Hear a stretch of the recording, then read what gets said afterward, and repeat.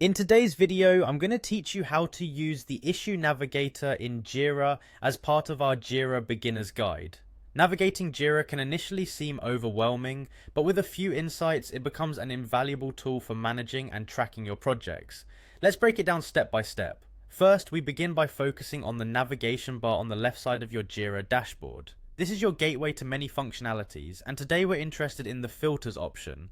Once you click on filters, a drop-down menu appears. You'll want to select all issues. This is key because it will open the issue navigator, showcasing all the issues available to you based on your permission settings. With the issue navigator now before you, it's time to utilize the search bar at the top. This bar allows you to filter issues by entering keywords or phrases that are crucial to your search. This feature can save you a lot of time and helps in zeroing in on the specific issues that need your attention. In addition to the search bar, familiarize yourself with the drop-down menus available.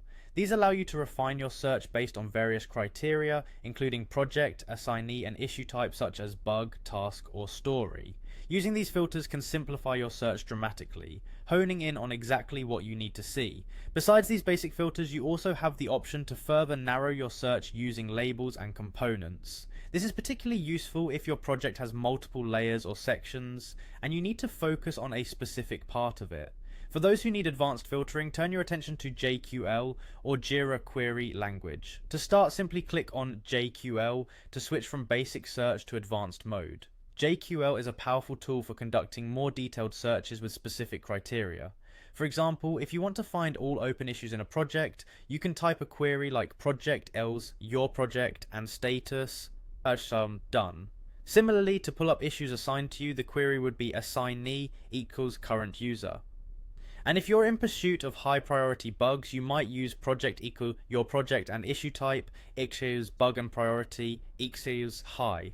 Once your query is entered, the final step is simple: press enter. Your search results will populate based on the criteria you've set. Remember, with great power comes great responsibility, so always double check your queries for accuracy to ensure you're working with the correct data.